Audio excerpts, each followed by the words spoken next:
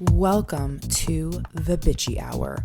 Audacity required, people pleasing not permitted. Now breathe deep and press play on your power. Let's get into this.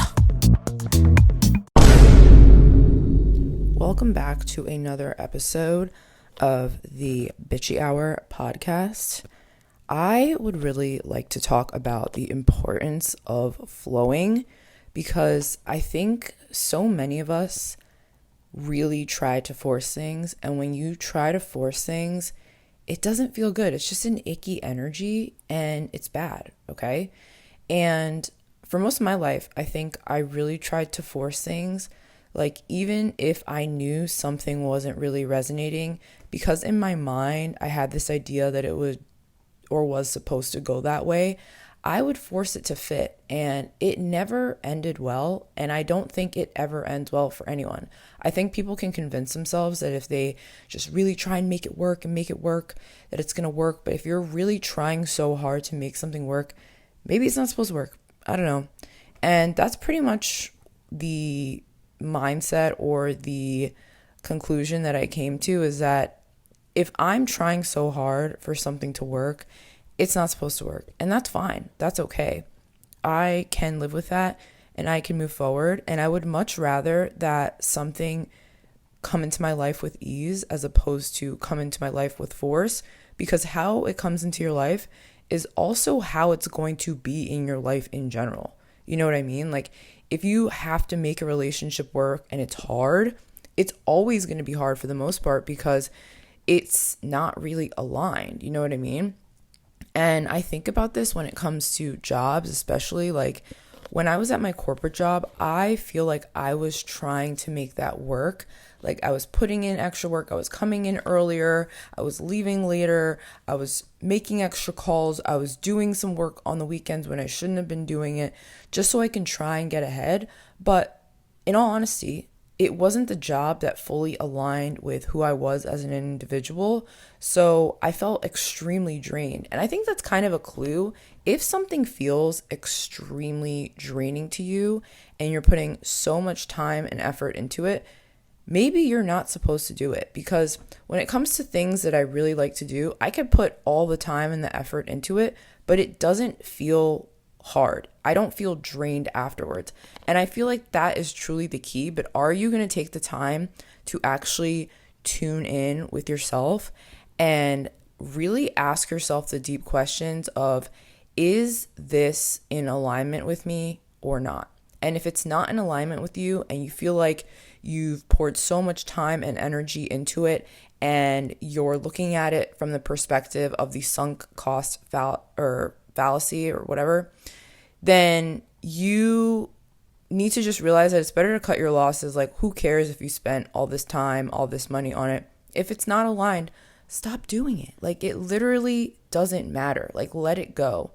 And it's so interesting because I'm very tuned into Love Island USA, and there are a lot of people on this show who I honestly don't like. I think I don't like the whole cast, to be honest, except for like maybe 4 people on this show, maybe a little more than that. But for the most part, I really don't like any of the people on this show.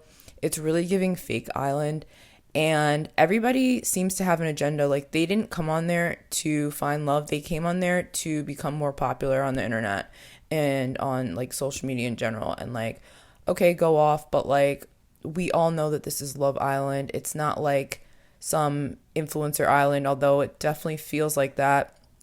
And it's just a shame because it feels like all the people who are going with their own flow, who are authentic in themselves, they're the ones who are getting the short end of the stick. And I honestly hate it for them. Like I really do.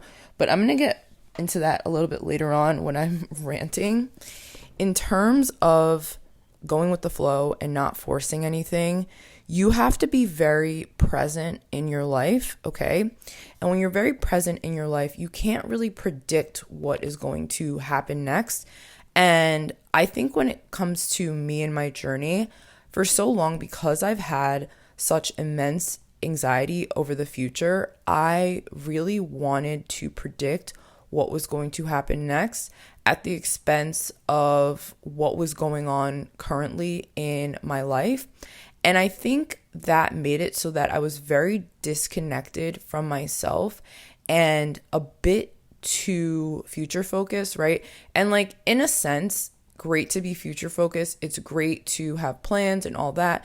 But if your plan is to literally like look at tarot card readings and go to psychics and have them tell you what's going to happen in the future and you're not actively creating it, I think that's where the problem comes in, okay? Because anything you can extrapolate into the future.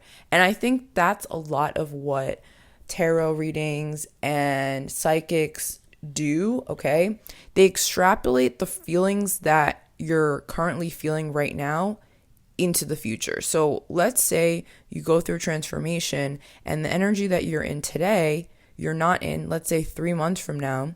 So all of the predictions that the tarot readers or the psychics told you is irrelevant because they literally were looking at you in this current moment and they were like, okay, if the energy that you're carrying continues right now, this is what's going to happen in the future. But at any point in time, you can actually like shake up the program and decide, actually, this is how I want to move in my life now.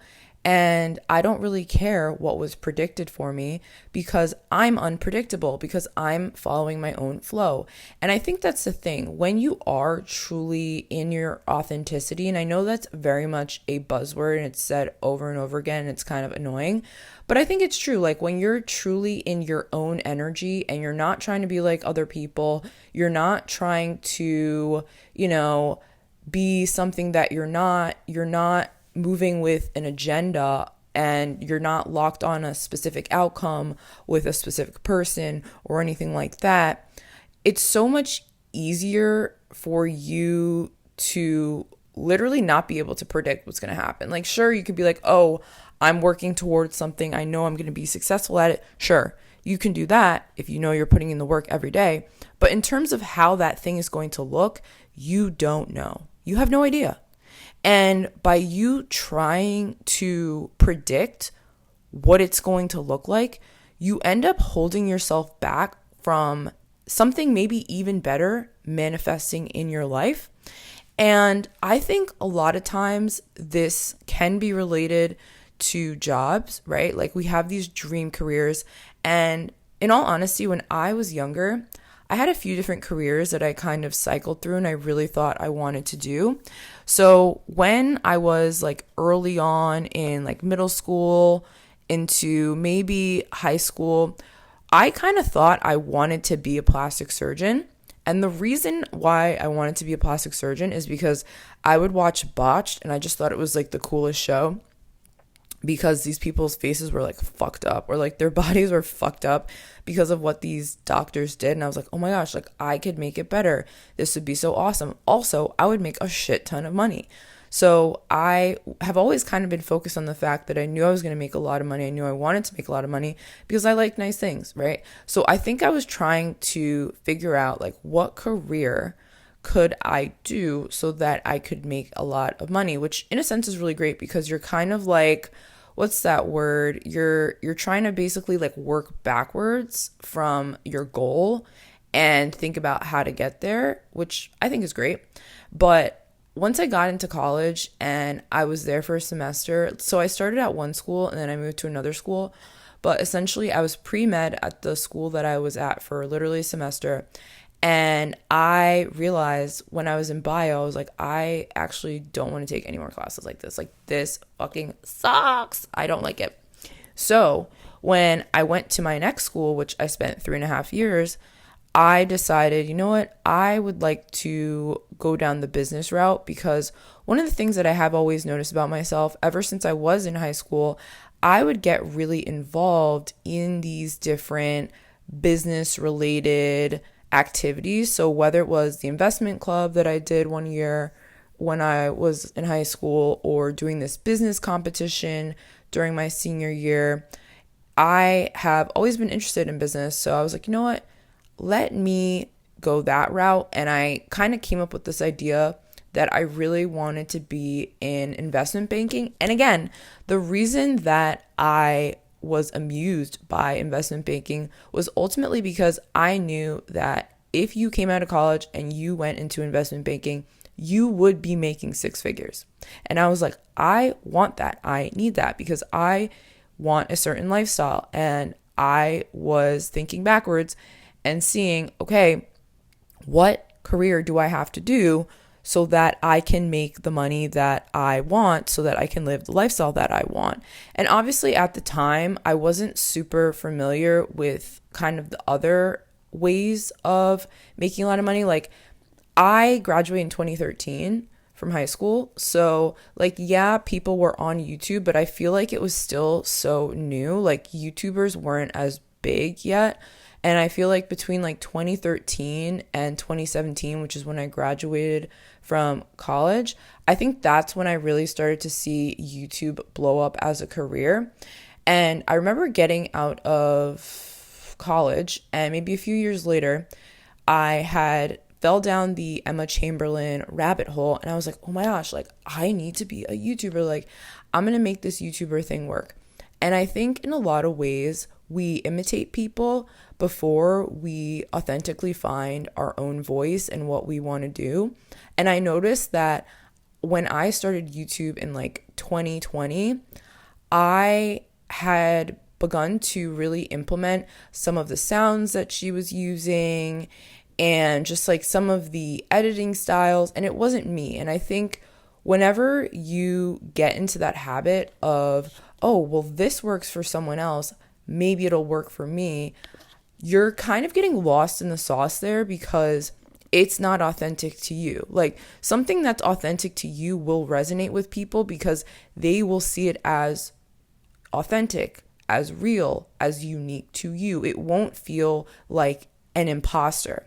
And I remember watching some people who had started doing like Emma Chamberlain style edits in like 2020, 2021, and being like, oh my gosh, that's literally the sound that Emma used. That's literally the edit that Emma used. And not to say it made me dislike them, but it definitely made me feel like, oh, like, you're kind of copying this other creator. And like, yeah, sure, she's one of the biggest like lifestyle vloggers on YouTube, but if you're chasing what someone else is doing and trying to make it your own, you're always going to be behind because it's not that you're the blueprint. You're looking at someone else as the blueprint. You know what I mean? And I think this really does go back to flow and really coming to terms with who you are as an individual, because when you're in your own flow, like, you literally can't copy that because everything's springing from you and it's unpredictable to even you. Like, it's so funny because sometimes I'll share things with people. I'm like, oh, like, I'm really interested in doing that. And I don't know if I'm just super divinely protected or God just knows. God obviously knows like the type of person that I am, but it's like the next day I'll have an epiphany. I'm like, actually, I don't want to do that anymore. And everything I just said to this person is like immediately irrelevant. And I find it to be so funny, honestly. Like, I think it's hilarious because it's like, never let your left hand know what the right hand's doing, or never let your right hand know what the left hand's doing. And it's me to me. Like, it's actually crazy. It's me to me. But I think that's the importance of being in your flow. And I think the reason why people can feel threatened by that is because they can't really put you in a box and they can't predict what you're going to do next, which honestly makes people kind of afraid of you. And I've had so many experiences like this in my life. So I really kind of want to talk about the experience that I had when I was at one of my retail jobs that kind of ended in a crazy way. And I look back on it now and I just think it's really fucking funny. So essentially, I was at this job and I was doing really fucking well, okay? Like, I was the top seller and I wasn't even the person who was a sales supervisor, okay? I had actually applied for that job and I didn't get it because the manager said, oh, like, I don't want to start you out, and there's just so much pressure and you can't live up to the pressure. So I was like, okay, fine, whatever. So initially when I started, obviously I didn't really know the product, and I was in school, right? Like I had made flashcards. I was learning like what all of the main products were, and whenever new products came in, I was learning those too, so that I could speak to the products, whether it was the quality, whether it was the cut, the differences. Because when you're in luxury retail, people pay for the different fabrics that are used, how they feel, what countries they were made in, okay? Like they want to be zhuzhed up. They want to know that these products are high quality products that are coming from the best factories and this type of cotton. Like they want to know all that. They want to know the percentage of each material. So I learned that, okay? I learned that. And once I had really gotten to this place where I actually knew this material and like knew what the products were, it took me about maybe like 3 weeks to a month for me to get to a level of feeling pretty confident, maybe 5 weeks. And once I got there, okay, I was the top seller. In the month of December, I sold $120,000 worth of merchandise on my own, okay? I was the only person to have done that. Everybody else below me had sold like maybe 60, maybe 70, but I sold 121,000. Yeah, it wasn't even 121,000 worth of merchandise. And so I'm like thinking about that, and I'm like, wow, okay, this is great, right? So when I put in the time and the effort to learn something that I care about, I will be excellent at it. I know that. And I'm kind of going through that now when it comes to bar teacher training. Like something's really starting to click for me, and I'm really beginning to figure out how to actually memorize this material. And yeah, sure, maybe it takes me a little bit longer, but I know that once I've got it, I've got it. And I'm really getting into my bag now. But going back to me working at the clothing store. So I just found it to be really interesting how this manager was like, oh yeah, like I want to start you off, but I'm literally outselling the sales supervisor who's supposed to set the tone in terms of the amount of sales that you're supposed to make, the amount of effort that you're supposed to make in terms of reaching out to clients and all of that. So at the same time, this person is saying like, oh, like we're friends, like we're going out, we're hanging out. And she's basically like talking shit about the sales supervisor. And I just feel like this person liked chaos, and she liked to be able to be in control of other people. That being said, so I am thinking, and I'm naive at this point in time, that this person is my friend and they care about me and they want the best for me and they want me to move up in the company. But at the same time, the actions are not really being followed. And then little things that she would say to me, I'm just like, this is kind of weird. I remember one night we went out and we did not have a podcast. Okay, we did not have a podcast at all.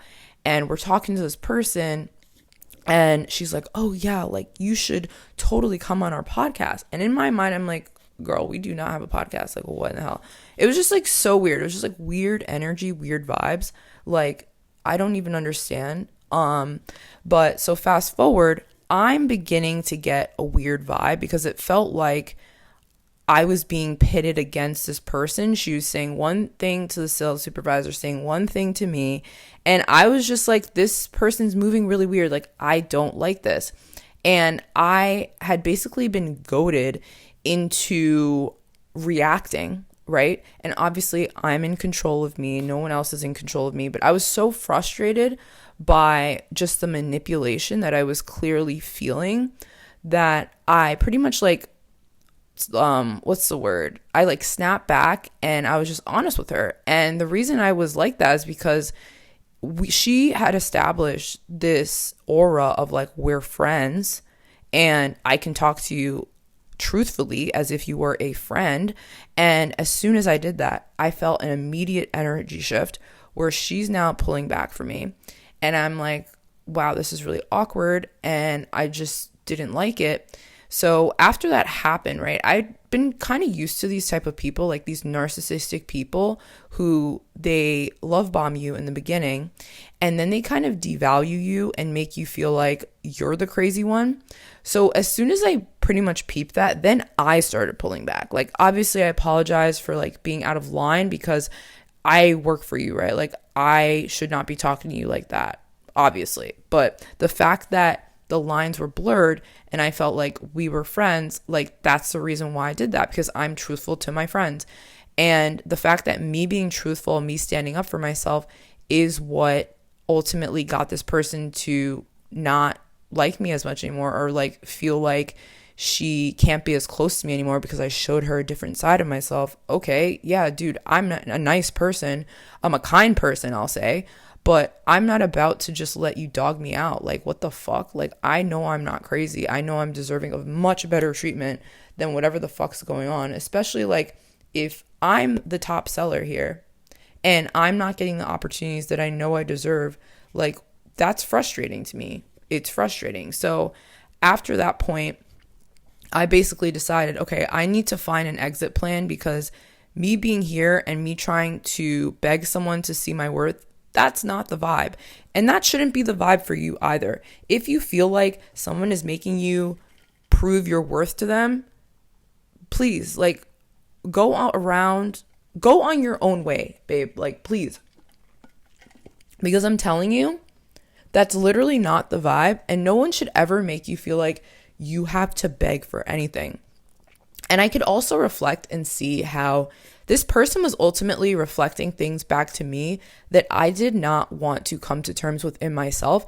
And that's why I'm ultimately thankful for the situation. Like, I'm not a victim in the situation. Obviously, things went down, but it was really things going on in my own subconscious mind, things that I believed I deserved that were playing out in real time, that I had to finally decide, like, am I done with this cycle or not? And I decided that I was. So I started to make this plan. I was applying to different jobs. I was actually like going through several rounds of interviews for the corporate job that I ended up getting. So I remember it was maybe like the week before I was no longer with the company.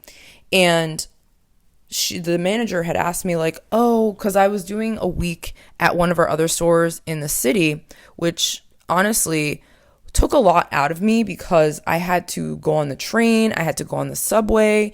It was just a very long day, all right? And it wasn't ideal because that commute can be really hard on the body. And I just genuinely, like, I'm not really a fan of long commutes.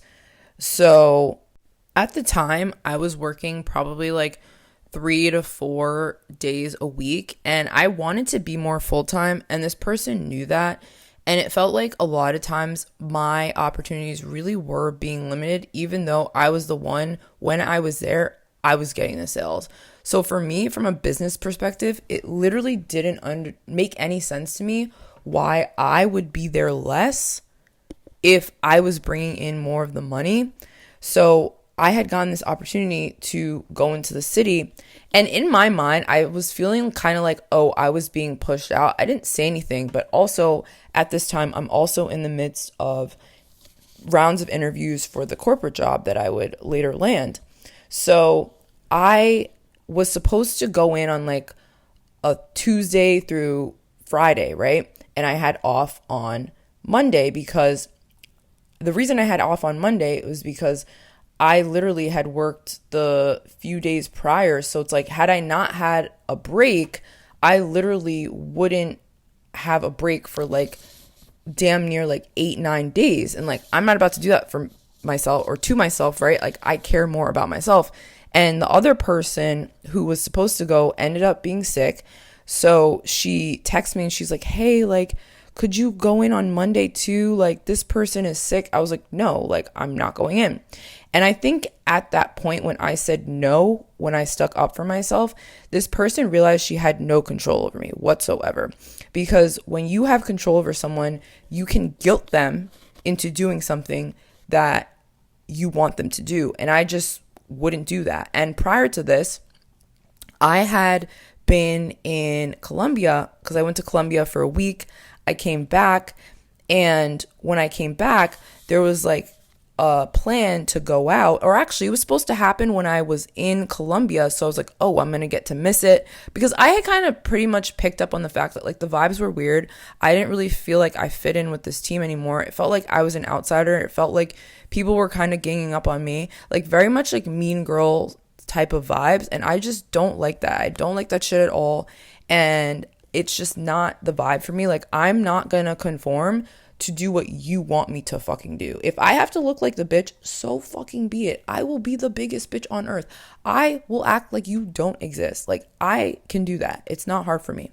So essentially, I was so happy. I was like, oh my gosh, yeah, they're gonna do this dinner when I'm in Colombia. I won't have to worry about it. Great. I come back from Colombia, and I was supposed to work on like a Tuesday or a Wednesday or something like that. And they're like, I get a message like, hey, we're going out tonight for like with the team, like come. And I was like, yeah, I can't make it.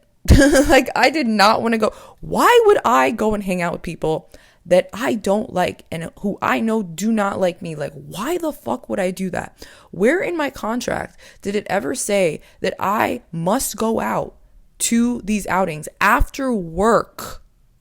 Like, what? I do not have to share my energy with people that I don't want to share that energy with. Like, what the actual fuck? So I said no to that because I have free will and I don't want to do it.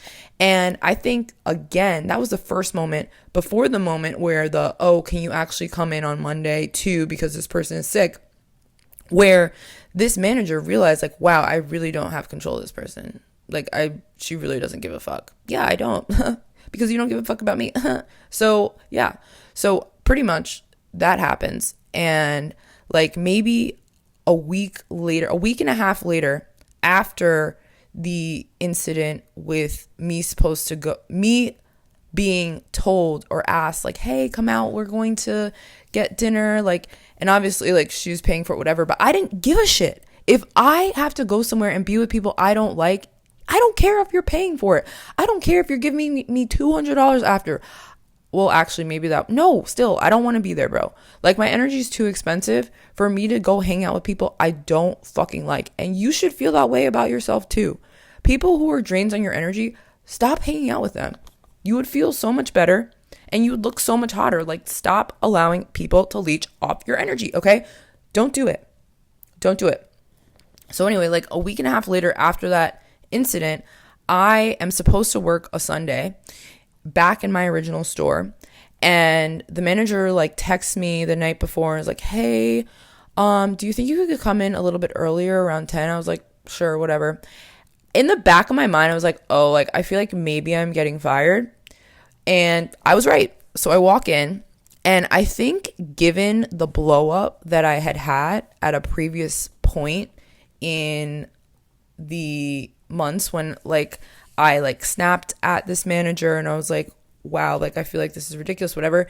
I think that she thought I was going to snap because this firing came out of left field. But what she didn't know is that I had already been in the works of a plan to get myself out of there and was on the final round of an interview for the corporate job that I would then take. So I was kind of feeling like I want to leave here, but should I really put in my 2 weeks? Like, I just don't even really want to work here anymore. Like, I kind of just want to quit. So when I was presented with an opportunity whereby, oh, we're going to have to put you on temporary or like termination because we've, opened an investigation on you. Basically, based on information that this manager had withheld from corporate, because it was a literal mistake that I made because I was trying to basically create a system for myself so that I could keep track of my clients. And I used this program called Airtable. And essentially, you're not supposed to put the client's information in a non-pre-approved platform, which is what I did. But I had literally deleted it back in, let's say, beginning of January. So all of this being brought up at the beginning of March just felt very calculated, because this person had said to me like, hey, can you delete this because it's like not good and it kind of goes against, and I wouldn't want you to get in trouble. So I noted that this person said this, right? So the fact that she's now sitting with the district manager and is like, yeah, like, we don't want to be doing that because like, we care about the client's privacy and all that. I'm sitting there like, okay, well, we literally solved this problem 2 months ago. So this is kind of crazy that this is coming up. But again, I just didn't care at that point. Like, I wanted to be done with this. And I think this person really thought they ate. Like, I really feel like they thought I was going to have this mad Black woman type of experience, and I was going to go crazy, and I was going to go wild out, and I was going to be like, how dare you? But I was calm as a cucumber. I was just answering the questions. And when they said, or when the district manager said, yeah, so we're going to have to temporarily terminate your employment while this investigation is open, and HR will reach out to you. I was like, okay. Asked for my key. I gave it to her, and she was like, oh, do you want the little thing? So basically I had gotten this like wrist thing that was matching with the manager, mind you. It was like a rainbow colored one to hold my key on. And she's like, oh, do you want it back? I was like, no, you can keep it. And that was kind of like my way of being like a dagger into my old manager's heart. Like, like take that. I don't even want to match with you anymore. Right. And I just kind of thought it was funny. But then I just walked out and I was calm as a cucumber, like, which is completely the opposite of what I thought this woman thought I was going to do. And it was just so fucking funny. And when I say I deleted this woman from everything I had, my social media, my phone, like everything, like, and I have not talked to this woman to this day because there's literally no need. And I also feel like she probably thought I was going to reach out to her as if like she's this really important person in my life. Bitch, what? If you fuck with me like that, you don't exist in my world anymore. And I'm so happy I'm talking about this right now because I think it's really cathartic to talk about.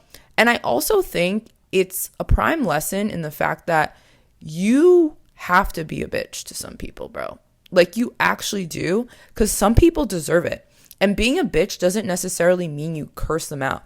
Sometimes it means you fall off the face of the earth when it comes to that person. You never exist. You completely remove your energy from this person because they don't deserve it. Like, literally, you move on in your life and you level the fuck up. That's how you do it. That's how you be the biggest bitch, bro. That's how you that's how you become the biggest bitch and literally live your best life. All right.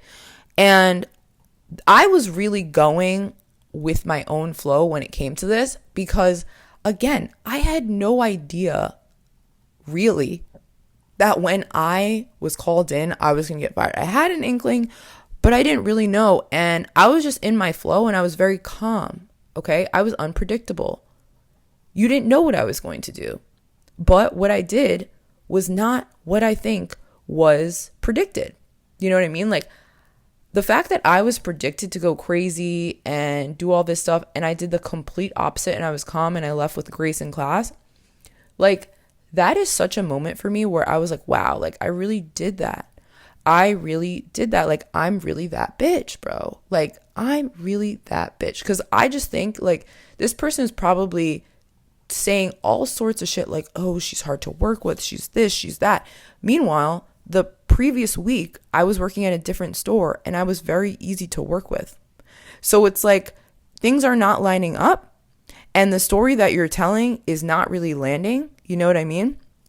So that being said, I move on to my corporate job. And I think when it came to even that retail job, like, I could tell that I was trying to force retail to fit and it wasn't really fitting. So when all of that happened, to me, it was really a sign that I was not really in my flow. Like, if I really was, it would have worked out. You know what I mean? And you should ask yourself that. If something is really supposed to work out, it shouldn't feel so hard. And if it feels hard, maybe it's not the thing for you. And you can just be honest with yourself about that. And when it came to my corporate job, same thing, right? As I shared earlier, it felt like I was grinding my teeth. It felt like I was pushing a boulder up a hill with me trying to get all of my stuff done. And that's not how things should feel if they're really in alignment with you, okay? If they're naturally within your flow. Like, it should literally just flow, and it should land because you're in your flow, because you're not trying. It's just who you are, all right? It's just who you are. And when I think about moments when I was at the retail job, when I was in my corporate job, I knew within my heart, within my gut, that it was off. I knew that I wanted to pursue more creative things like the podcast, like content creation in general, but there was an aspect of me that was very much in scarcity, that felt like I had to do things that I didn't want to do in order to get to the life that I truly desired, because I didn't fully believe that I was worthy of it. And I think I also had this fear of being seen. And I'm not going to act like that's completely gone now. However, I know that I've made so many strides, and I know that I am not really second guessing myself anymore. And I think a huge contributor to that has definitely been many of the hypnoses that I've been doing as of late, like to start my day. And it just puts me in a really great headspace where I allow my subconscious mind to be open to suggestions that are positive for me and that are rewiring my brain to see that I actually am worthy of the success that I desire, that I don't have to do the things that I don't want in order to get to where I want to go, and that I also don't exactly need to know how it's going to look at the outset. I just need to know how I would like to feel and to trust that everything is aligning when I am in my flow. And the same goes for you. It doesn't happen overnight. I mean, this feels like a 5-year journey when I really started doing content creation. And even now, like when it comes to YouTube, like I'm thinking about switching that up again and maybe doing like one video a week where I integrate some vlog style stuff and I integrate some things that I'm just thinking about at the moment and not taking it too seriously. And then leaving this space of the podcast to really discuss things at length that are on my mind. And I've always wanted to do this, but now I'm actually doing it. Now I'm actually consistently posting on TikTok, posting what I want and not feeling like I have to niche myself down, because it's so much better to flow. It hits so much better. It lands so much better when people can tell, and you yourself can tell, that you are not moving in a calculated way in order to get a specific outcome. It's just the truth. Now, moving into my TBH rant, okay? So Love Island has been absolutely insane. And there are a few characters on the show that I especially despise. And these people are who I call the mean girls, all right? The mean girls are Shelly, Sierra, and Olandria. All of these girls are fake as fuck, okay? They are so mean, and it just reminds me of not only that experience that I had at that retail job, but it also reminds me of experiences that I had in high school with people who were just mean. Like, they were not nice people, okay? And it's like, why do you feel the need to control things and feel like you're hot shit and no one else is? And I just don't like that. And it's really making me really like Huda more, who at the outset, especially when all that stuff was going down with regard to Jeremiah, if you're familiar with Love Island, it just very much gave like she was crazy. But now I'm seeing that I just think she probably wasn't with the right guy for her.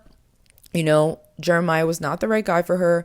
And I also think he's cool. Like, when I'm seeing his content that he's been making on TikTok, he seems like a solid dude. I just believe they weren't right for each other.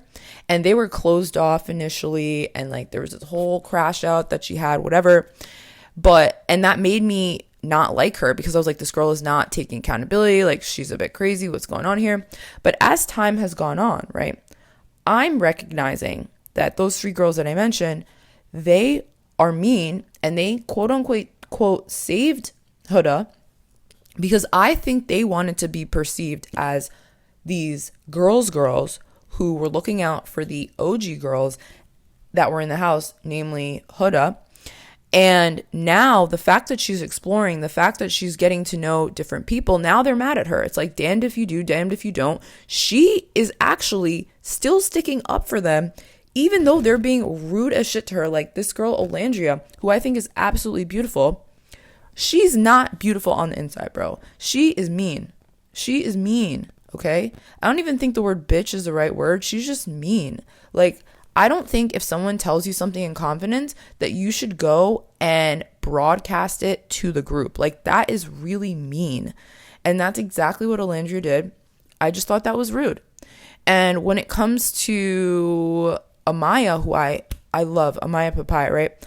All the guys ganged up on her, and they were getting on her for the fact that she's herself, essentially, and that she cries and that she's emotional. And it's like, I think that's so crazy that people see someone who is authentic, specifically a woman, and these guys saying this to a woman, they see this woman who's authentically herself, and they're trying to make her feel bad about it. And I absolutely hate that. And I think it's so true that when you're in a world full of frauds, fakes, people who are wearing masks, they almost can't stand seeing someone who's not wearing a mask. Like, they want you to put on a mask too. But that is so sad, right? Because when you are fake, when you're a fraud, you are not authentically moving in your flow. You're moving with a calculated, or you're moving in a calculated way to try and be perceived in a specific way. And it's ugly. It's super ugly. And I think when you're the type of person who is real, you can recognize that. And it's just very off-putting. So when it comes down to it, I am definitely team Amaya and Huda. I also really like Chris. Chris is paired up with Huda right now, and he originally came into Casa, and he was actually very interested in Shelly, but I'm sure he sees now that Shelly's a mean girl, and Shelly wants to have her cake and eat it too, and it's like, girl, like, no, you're not Queen Bee here. I'm sorry, yes, you're beautiful too, but just because you're beautiful on the outside, again, does not make you beautiful on the inside. And when it comes to Sierra just literally like throws her vagina at Nick every time he seems to pull away as a manipulation tactic.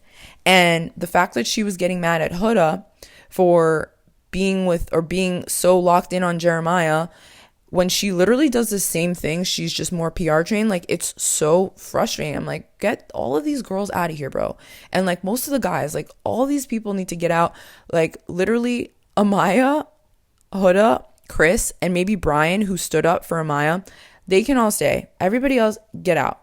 Please, get out. So that's kind of my rant on that. And I just believe that the people that I named, the 4 people that I named, like, they're going with their flow. They're being themselves. And that's why they are landing with the public, because the public can recognize you people are actually being authentic in your intentions. You're in the experience. You're being yourselves. And people are falling in love with that, versus the people who are moving very calculated, very sneaky, clearly playing a game, clearly trying to win. It's like, ew, don't want it. Bye. Pack your bags. So moving on, hot girl homework.